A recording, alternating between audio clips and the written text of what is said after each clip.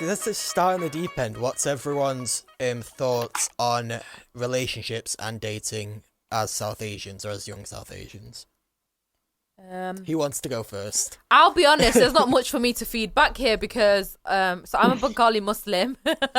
We do still kind of follow like the arranged marriage system. One thing actually that I will use this opportunity to talk about is obviously people who are not from my community have a lot of preconceptions and I would say misconceptions about arranged marriages because they think that they're synonymous with forced marriages, and it's just not the case at all. Like in Islam, a forced marriage is haram, like it's forbidden, it's not allowed. Not to say that there aren't some certain, a very small percentage of cultural practices that do that, but they're strictly not allowed. An arranged marriage is essentially it's kind of like, well, my family anyways, and like the general community from my own experience is that you have this thing called a biodata. Does everyone know what a biodata is? Yes. Yeah, because there are some people that don't use them. Like I know there are some Pakistanis that like I've spoken to and they don't know what a biodata is, but I think they're very generally used throughout South Asia. If anyone watched what was that Netflix show? Indian matchmaking. Matchmaking. What's her name? About it. Yeah. Is it Seema from Mumbai? Yeah, Seema from Mumbai. That show was very, very, I think, obviously the kind of cultural context was slightly different because they were Indian and they weren't Muslim, but I think it was quite it's very similar basically to what it's like for us. So it's like we have a biodata, you get to the age, the parents will approach you, they'll be like, do you have anyone? If you say no, they'll say like, okay, can we start looking? And then you say yeah, and then you create a biodata and then it circulates in the wider community, and then you get biodatas back, and if you like the look of somebody, then the families like arrange, you meet, but it's like the families meet at the same time as well. So it's like the groom side will come over to the bride side, and then you go into a room and then you kind of like talk and decide if you want to see them again, and you see them, and this is where I think it kind of diverges a little bit, because there are some cases where like from that first meeting it will be a few months till they get married. Like people will literally decide there and then, whereas there are some cases where it's a bit more drawn out, like it might be a year or whatever else, but that's basically how it happens. And the way that I always describe it to people is that imagine you're using like a dating app. Imagine it's like Tinder or Hinge or whatever else, except for the app, it's your parents and a biodata. Like it's a paper biodata rather than a dating profile, you know? Yeah, I feel like that's obviously we live in Britain, it's like Western society and that, and I feel like a lot of people, just as we were talking before about how romance is very much sexualized and it's not really seen as anything that can ever be platonic, when people think about dating, to a lot of like, I think particularly a lot of like white people or non-BAME people, the thought of ever getting their parents involved in their love life is just an absolute no-go, which, to be honest, like I can kind of get why you would prefer to obviously do it yourself, but I think the problem, and it's interesting how you brought up this point on like the difference between arranged and forced marriage, because my girlfriend Bianca actually did her dissertation on like the difference between the two, and like obviously, and when she was doing that was the first time that I actually thought, oh wait, there is actually a difference, which was quite ignorant of me, to be honest, but it was really interesting to see how it's tackled, because forced marriage is obviously an issue, like it's saying no one should be forced to marry someone they don't want to marry, but the government in particular, in the way that they're approaching this issue, is they're basically treating forced marriage and arranged marriage as essentially the same thing, and basically wading their way in and trying to like interfere and stuff. Zero cultural nuance or anything. Literally, and it's basically pushing people further in the opposite direction, and that's why you find a lot of people who are part of the diaspora who come here, who they end up being surrounded by Western society and wanting to go more into where they've come from, essentially, and when the powers that be wade in and start saying, no, you need to do this, you need to do that, you retreat into your like native culture, and that's kind of and this kind of speaks to a more wider thing that we won't really touch on now, but this I think radicalizes people, you know. Yeah, for sure. Any of the guys on live stream, what's your thoughts on in general relationships, dating as South Asians? Well, firstly, I think dating, like, I'm really against using dating apps. So for me, it's like the worst time for dating because I honestly hate it. And secondly, when we talk about arranged marriage, I think most romances, I think, are arranged in the sense that either they're arranged by your friend, they're arranged by an Yeah, app, exactly. you It's just a different way, self-arrange. So right? arranged is just a word of how Yeah, something happens. exactly. It doesn't necessarily have to mean forced and, you know, all of this, these connotations that we have with it. Yeah. But personally, I'm not against arranged marriage. I think it can be a really good system to find someone, if not your parents, your auntie and uncles or whatever, you know, if they know you well and you have like a nice relationship with your family, and you know, I don't see why not. I don't see it as being a very problematic thing, to be honest. I think that the crux of the arranged marriage issue is like the cultural specificities that we look for when forging like marital relationships. I think that's what it is. Like that's why arranged marriage exists to this extent. Like I mean, throughout the subcontinent, but also in like the diasporic heartlands. Sure. I understand that, you know, like in India and here, like people sort of try and arrange marriages within their community, and they have loads of sort of requirements when it comes to marriages. But also on the other end, I think they're just normal people also trying to find someone, and the first place that they go to is their community, and if they can help and get help from there, then I don't see why it's sort of a backward way of doing it, or like orthodox, or, you know, I just think it's just a way of meeting someone. Yeah, exactly. As a point of question, what does everyone think of marriage, just generally speaking? I'm quite like traditional. I want to get married. I want to have kids. Yeah, this is the thing. Like, I'm all for like I think one thing I wouldn't. I'm not like someone who goes around berating other people, saying, "Oh, everyone needs to find a partner and everyone needs to settle down." But personally, I'm someone who is a bit more traditional in the sense that I do like I it's just I feel most comfortable in that. But I also respect that other people might not want to do that, or might feel more comfortable not tying themselves down. And ultimately, society is constantly changing. Like, we need to be open to new things and people taking different approaches to their lives, basically. Sure. Go ahead. I definitely would be open to the idea of a marriage, and I would like one for myself. But I think as society does progress, like Carlos said, like it is becoming more and more common that people aren't really going down that avenue, and it's kind of becoming a lot more normalized, and in a good way, that people aren't necessarily getting married, and it gives people a little bit more liberty and freedom in terms of how they want to progress in their own lives and in their own relationships. Girls, I've got a question. Are either of your guys' family like eating your head about marriage? Not yet. Okay, cool. It's mixed. Like, they're definitely like settle down, but okay.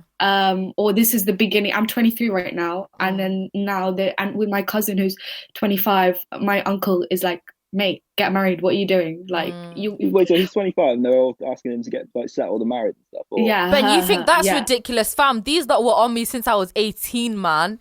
You know, so like women in my family.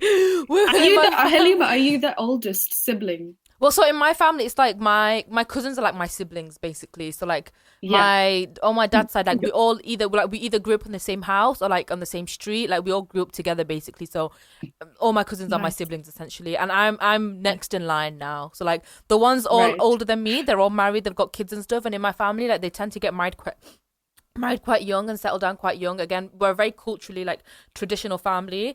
Literally since the age of 18, man, these have been eating my head. Oh my God. Is marriage in my family? Also, that also might be because they want a wedding though, which is so different. Yes, it's true. I'm craving for that. True. I'm craving for oh my God, it's so for a true. wedding. It's so true. Like, this is another thing that we need to talk about, like wedding season in the South Asian community, because I find it bizarre, like when I meet non-South Asians and they're like, I've never been to a wedding. I'm like, bro, in the swing of wedding season, we sometimes have to go through like 3 weddings a day. Like we have to split weddings. Like I'll go to this one, you go to that one, you go to that one. But it's that's also definitely a thing. Like when we talk about like, oh, what a family wedding, because I feel like it's a very different experience when it's your own family's wedding, you know? And they'll be like, okay, Ushi, you're next. Like you go.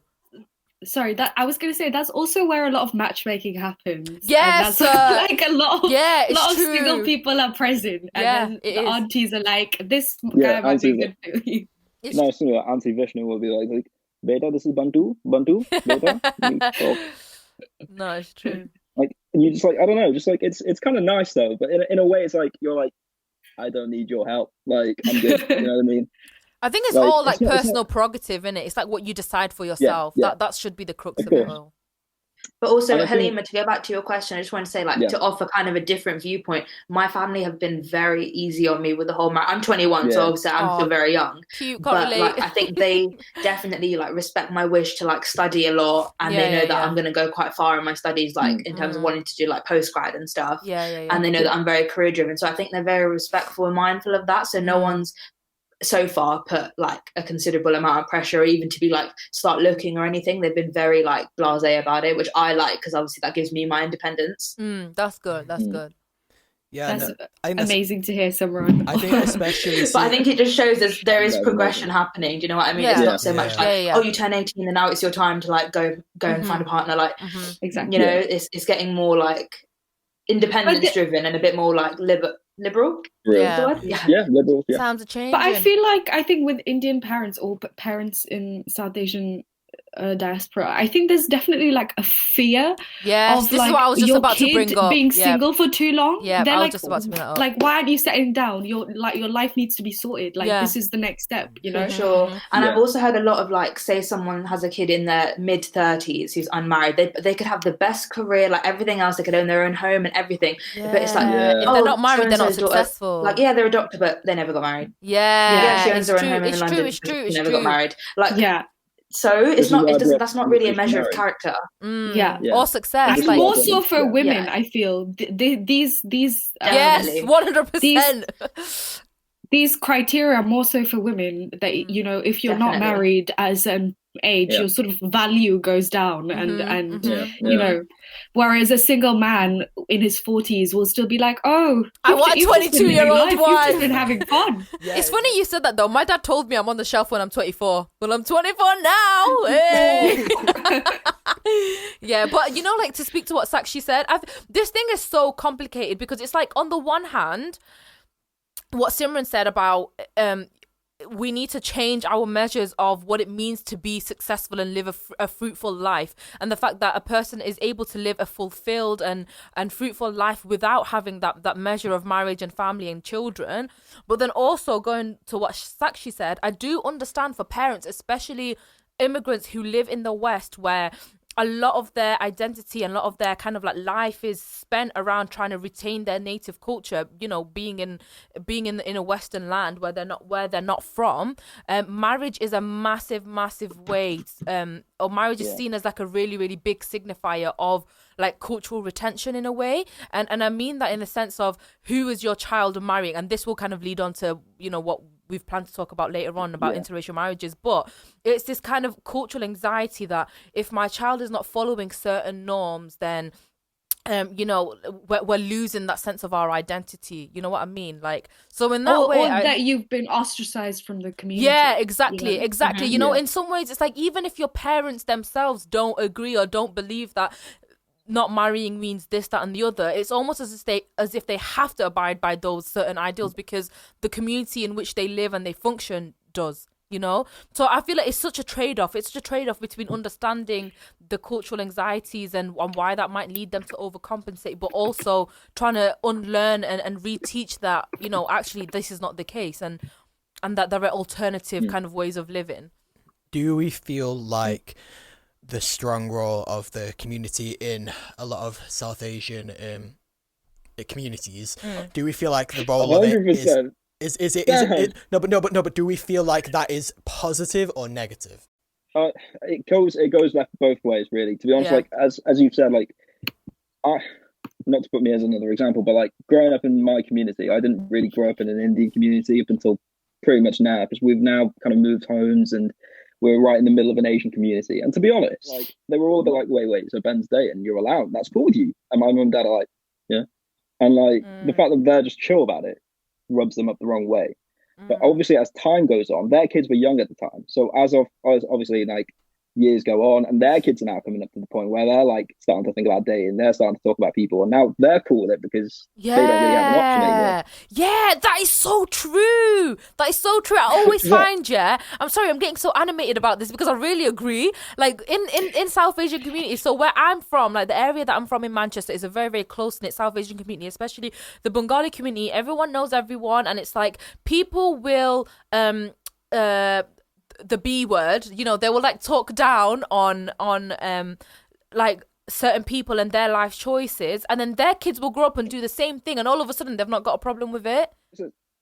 It's again, like you say, it all comes down to hypocrisy. Words weren't coming out today, but like I think it's just one of those things where like with people, I've always kind of just gone by like I've just always kind of gone by my own little sort of thread in life. I've stopped kind of listening to what other people thought. Yeah, I didn't necessarily deal with white people, so I definitely wasn't going to deal with brown people. Do you know what I mean? It was like for me, it was like I knew where I was as a person. Like I was like, this is what I'm doing. This is what I'm going to do.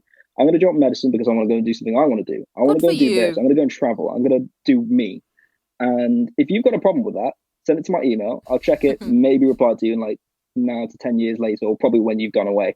I don't really care. So ultimately, sometimes for me, there's also a level of respect that you kind of also have to adhere to the community as well. You can't just completely brush them off. So it's a bit like, because my parents are friends with them, I'm good at being level-faced. Like, I think that's the thing, like, sorry, go on. No, it's just like, I'm pretty good at being like, Auntie, thanks, but no thanks. Do you know what I mean? Like, I'm not here listening to you to give me advice about my life that I've been running quite well for 24 years with my parents. Do you know what I mean? It's a bit like, it's like there's a balance between it too. Like, you don't want to be too much of a, you know, you don't want to be too rude, but you also have to like be like, you can't control who I'm going to marry. You know what I mean? Like, I'm going to be marrying this person in however long, or like it might even be like the next day if my engagement goes well. Do you know what I mean? But like, it's crazy. That's the thing as well. It's like even if you personally don't care, or like you fundamentally disagree with like certain social ideals, you can't unless you completely physically remove yourself from those circles, you can't completely neglect what is being said, especially because more time your parents will be involved. Do you know what I mean? Like in those community, and it's like you can't ask your parents to like give up their community because that community is not agreeing with your life choices. So like there's always going to be a certain level of like credence that needs to be paid whether we like it or not. And also like more generally, if we're talking about the role of the community in our personal lives, Carlos, when you're saying is it good or bad, I think again like what Ben was saying is it's a double-sided thing, because in the one hand, like having a community, especially as ethnic minorities in a white country, we need those communities, because again it's that thing of cultural retention, you know, to kind of make us feel identity and belonging and all that kind of things. We do need to have those communities, but also sometimes there might be certain backward or, you know, small-minded views that those communities hold, that in those regards it's really important to challenge them, you know. But I feel like we're a long way away from challenging them. I don't see in these communities like people actually challenging those views. I feel like it's very unheard of. And even if it is, it's just sort of like a tiny bit of a conversation here and there, and you know, nothing significant. It's daunting, isn't it? It's so daunting. Okay. I feel like those traditional views do trickle down quite a lot, and the reason why, like Sakshi, you said that it might not, you're not seeing that change so quickly, is because I feel like even people in our generation, around our age, still hold a lot of those traditional views. Like, I can only speak from my experience, but I know a lot of like Punjabis who still kind of not believe in, but do kind of, they don't go against the caste system, or they think you only should marry within caste, so you should only marry like a Punjabi Sikh or something like that. It's not in my 21 years of life, I haven't seen much leeway on that either. Do you know what I mean? Whereas like my family don't care about any of that. Like, they're super progressive in terms of that kind of stuff. But I have seen like, you know, niche experiences here and there of people that really do care about that kind of stuff. And you just think it's not 1950s India, like it's 2021 in England. Like, so you just kind of want to shake someone a little bit and just say like, come on, fix up. But, you know, everyone has different perspectives based on, you know, their upbringing. So I feel like some people still do hold those traditional views that kind of are preventing us from moving forward. And this is where you see like the extent of how the extent of the formidability of certain social structures. For example, you know, Simran, you touched on the caste system and marrying within caste and all that kind of stuff. And again, I think this is maybe a good segue into what we had planned to talk about, like interracial like relationships now. So I think that is also a very like formidable social structure where we're taught to marry within our own communities.